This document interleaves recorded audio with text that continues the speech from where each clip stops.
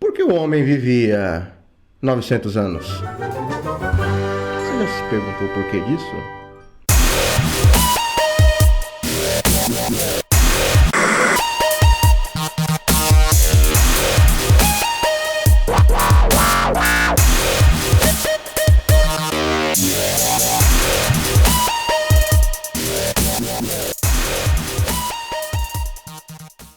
Saudação carpaniana, meu irmão e minha irmã. Quem vos fala mais uma vez, eu sou o irmão André Carpano, aquele que sempre gosta de abordar temas e assuntos que muitos poucos gostam de falar.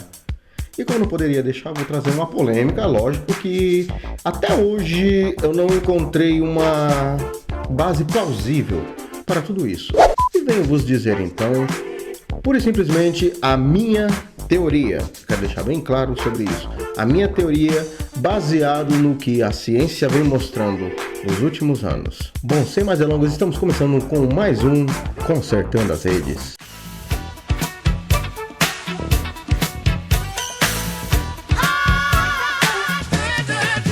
Li Xingyuan é o nome do homem. Na China, em 6 de maio de 1933, morreu o homem Li Xingyuan, com 256 anos. Isto é incrível. É isso mesmo, 256 anos. É datado nada mais nada menos porque o Wikipedia conseguiu datar isso e existem documentos que comprovam que esse homem viveu este período. Segundo ele foi nascido em 1736, porém os registros identificavam outra data, em 1677. O camarada era velho pra Betel, imagine. Meu Deus, muita coisa. Segundo os relatos que ele deixou, ele era um mestre de Tai Chi, Kung Fu. E ele encontrou em uma certa montanha um eremita que lhe ensinou o segredo da longevidade, ensinando a ele o Qigong e o Pakwa e mais algumas ervas. Juntando todos esses ingredientes era o segredo da sua longevidade. Para quem não sabe, o Qigong é uma outra forma de respirar, de viver, que os praticantes de Kung Fu conhecem muito bem. Inclusive, estou falando isso porque eu pratiquei Kung Fu Shaolin do Norte, estilo palma de ferro. Então, eu conheço alguma coisa sobre Qigong, sobre os sinos que tem do Qigong, os exercícios. Porém, eu fui apenas um principiante, então não conheço a fundo, mas brevemente quero fazer um vídeo explicando sobre esse aspecto e os sinais e as coisas que quem pratica Qigong consegue fazer.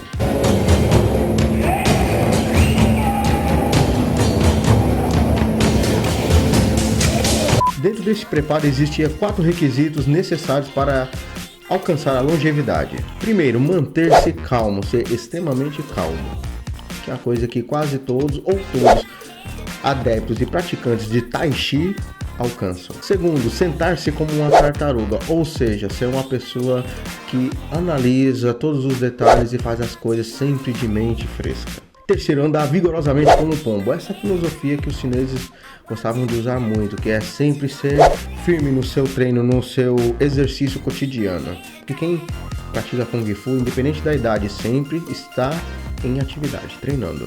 E quarto, dormir como um cão. Dormir como um cão é uma coisa boa, porque não tem dia, não tem hora, não tem local. Encostou, dormiu. Mas você deve estar se perguntando, e os personagens bíblicos, onde estão nessa? E o que tem a ver tudo isso com eles? Calma aí que eu já vou chegar lá. Eu quero desmistificar tudo o que o homem vem trazendo de enganoso e também quero desmistificar aquilo que alguns supostos líderes vêm ensinar erroneamente e algumas teorias que não têm absolutamente nada a ver. Temos visto que algumas pessoas falam muito de teoria da conspiração, que os protestantes, os cristãos evangélicos vêm trazendo, mas existe uma teoria da conspiração que também muitos céticos vêm trazer, e eu vou falar uma delas agora.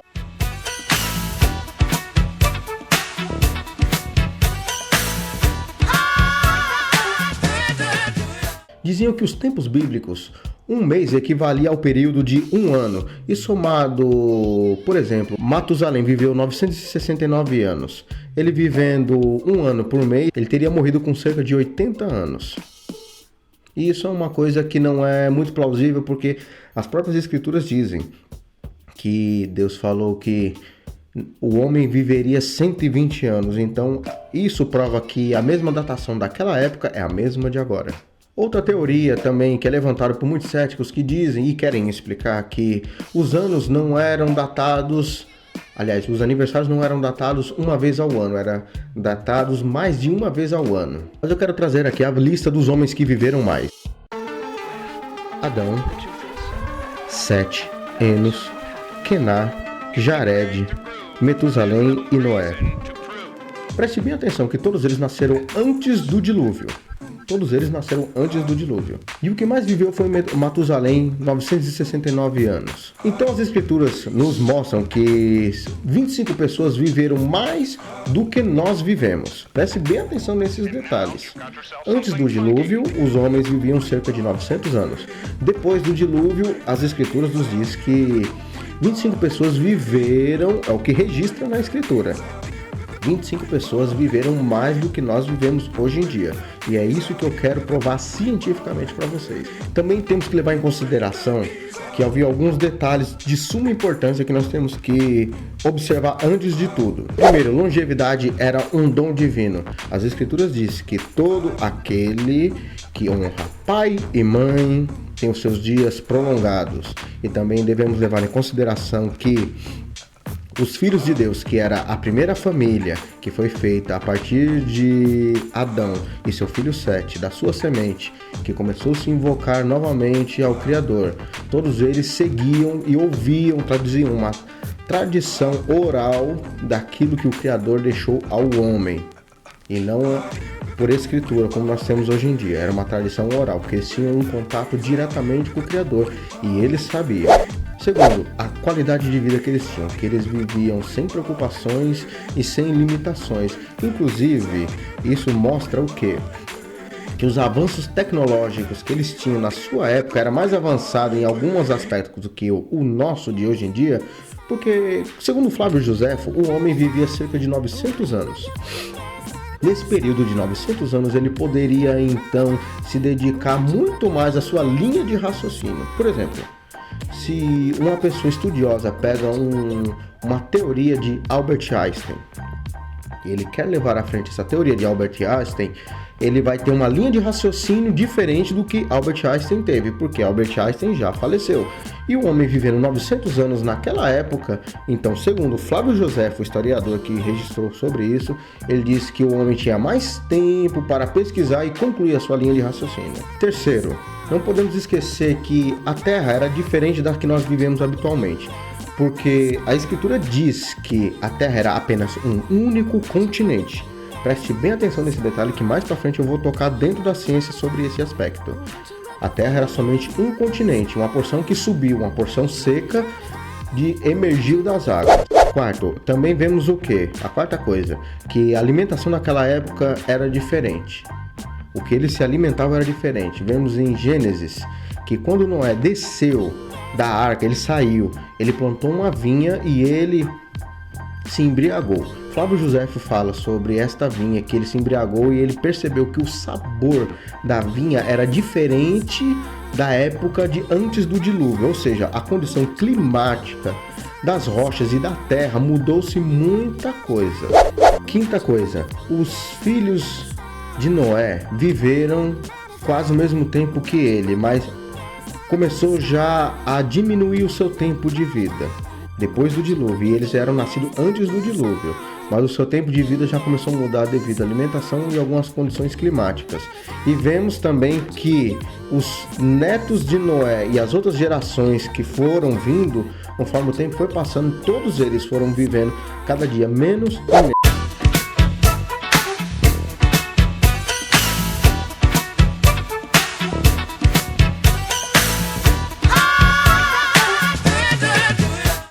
Vemos então que em outubro de 1910, Alfred Wegener, um russo, ele criou uma teoria que não foi muito bem aceita na sua época, que era a teoria da deriva continental.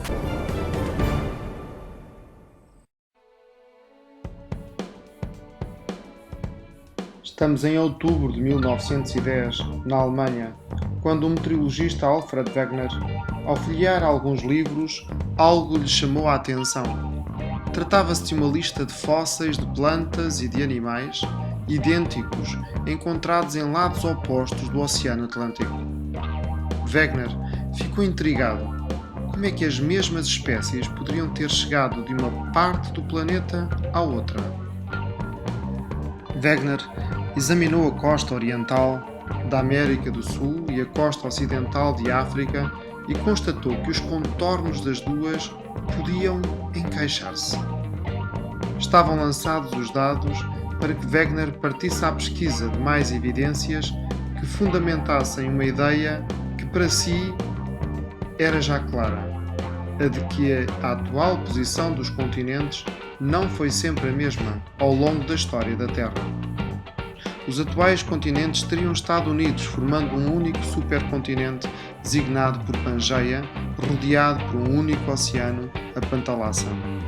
À medida que essa Pangeia se fragmentou, os continentes foram ocupando lentamente as atuais posições.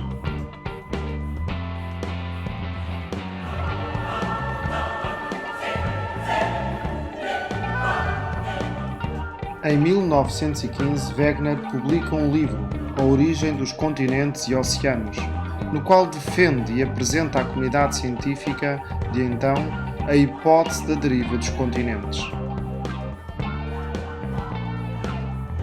Quais foram então as evidências ou argumentos que Alfred Wegener apresentou à comunidade científica?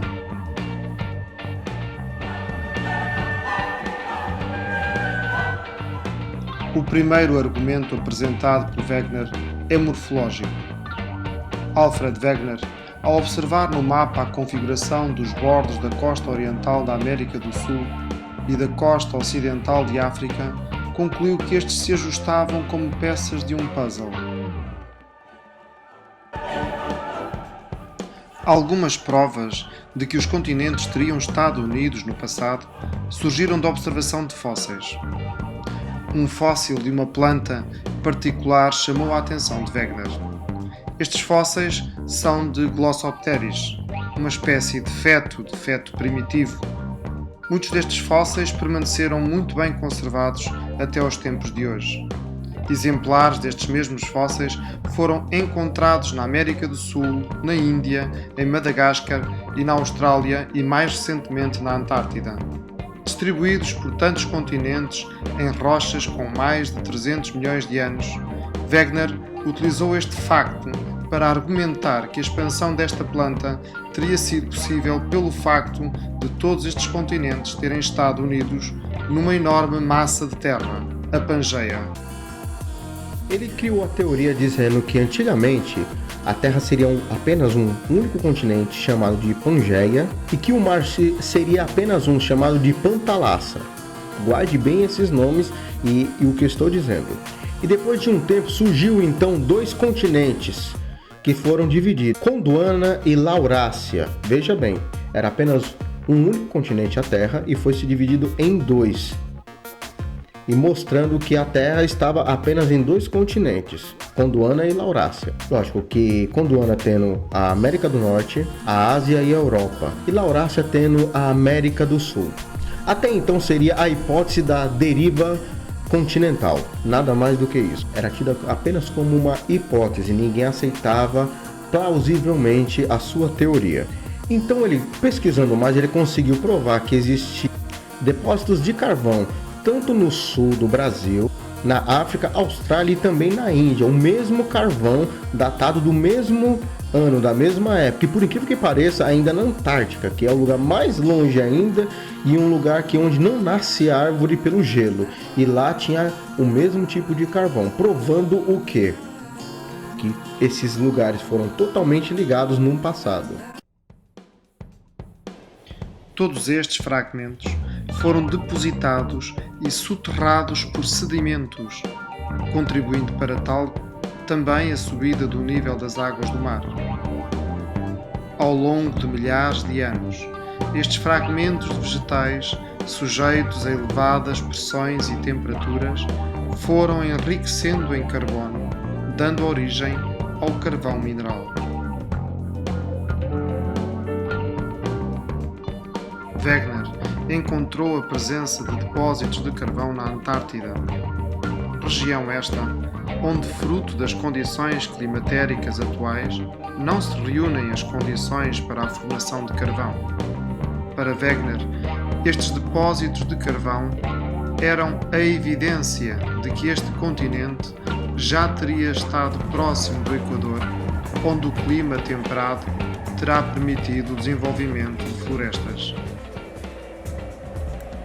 Então, na época da Segunda Guerra Mundial, com o avanço tecnológico, começaram a criar submarinos e pelo sonar do submarino conseguiram encontrar novos indícios sobre coisas que provaram a sua teoria.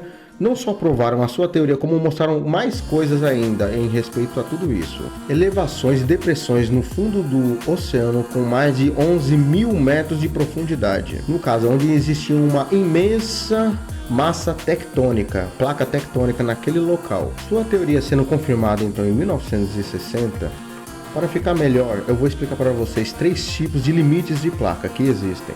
A primeira é dos limites divergentes, que é separada de as duas placas e uma nova litosfera passa, ou seja, uma lava passa ali naquele local e abre-se um espaço, como no vídeo que eu vou mostrar. Os limites divergentes ocorrem nos locais onde duas placas litosféricas se afastam uma da outra, ou seja, divergem. Estes locais correspondem aos rifts. O afastamento destas placas litosféricas irá fragmentar o continente africano e permitir o aparecimento de um novo mar neste local dentro de milhões de anos. A segunda, que é o limite convergente, onde as duas se unem e uma delas é reciclada e volta ao manto, que torna, no caso, um novo vulcão e uma nova atividade. Os limites convergentes situam-se nos locais onde duas placas convergem, isto é, onde se aproximam uma da outra. Nos limites convergentes ocorre destruição da litosfera. No continente, formam-se cadeias de montanhas, a atividade sísmica é intensa e gera-se vulcanismo.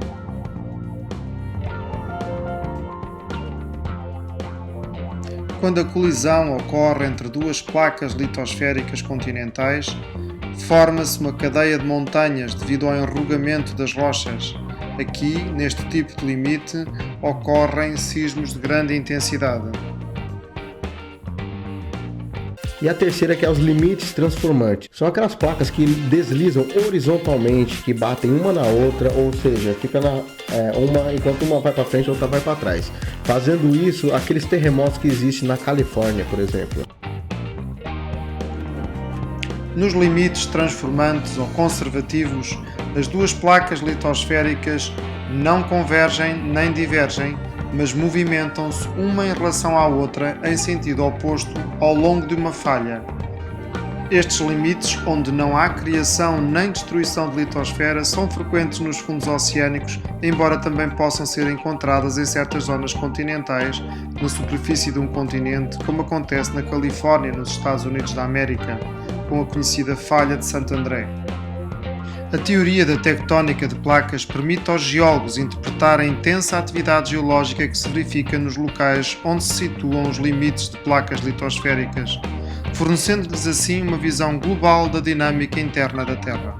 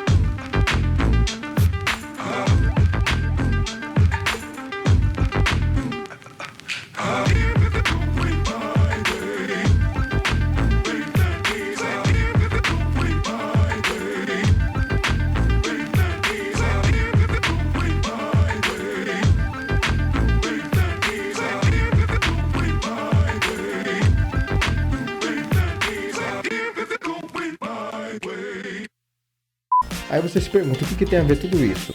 Isso leva-nos a entender então que a Terra, sendo apenas um único continente, ela tinha um outro tamanho e também tinha uma rotação diferente da que temos hoje em dia. Aliás, por falar nisso, vou mostrar um vídeo agora que mostra que o espaçamento já está sendo aberto e que alguma mudança climática já está acontecendo nos dias atuais. Essas placas cobrem o planeta como uma imensa colcha de retalhos. São gigantescos blocos que deslizam sobre o magma, uma pasta de rocha derretida a mais de 1000 graus centígrados. Em passado remoto, elas formavam uma só massa de terra. Com o passar dos milênios, foram se movendo, dando origem aos 6 continentes. A Islândia ficou dividida. De um lado a Europa e do outro a América do Norte. Aqui no meio do vale existe esta fenda, uma grande rachadura cheia de água doce, cristalina. E é nessa água que a gente vai mergulhar. Para os pesquisadores, o lugar mais importante do parque é essa rachadura, bem no meio da grande fenda. Quem chega até aqui é capaz de fazer algo que sempre pareceu impossível. Ao mesmo tempo, apoiar uma das mãos na América do Norte e a outra na Europa. E isso não será possível por muito tempo. Neste ponto, a fenda se abre a uma velocidade de 2,5 cm por ano. Geólogos já preveem. Um dia a Islândia poderá rachar ao meio, formando 2 grandes ilhas. Eu procurei e não consegui encontrar. Eu me lembro que na época que teve o tsunami da Indonésia, passou em um certo canal de TV que o tempo que nós vivemos hoje, quem nasceu desde de 2004, que teve aquele tsunami pra cá, vive 2 segundos a menos do que nós vivemos, que nascemos antes, porque a condição do eixo da Terra ficou, ele mudou a estação do tempo. E isso também lembra uma teoria de Albert Einstein. Por exemplo, o tempo que nós passamos no nosso planeta e passamos fora dele é diferente do nosso. O tempo que nós passamos em, por exemplo, um buraco negro é totalmente diferente do tempo que nós passamos. A realidade do tempo lá dentro é diferente da nossa. E isso prova o quê? Que a alimentação, mas a condição climática e o tipo de vida que se vivia nos tempos bíblicos, nos tempos do mundo antigo, como segundo de Pedro fala, que o mundo antigo foi condenado.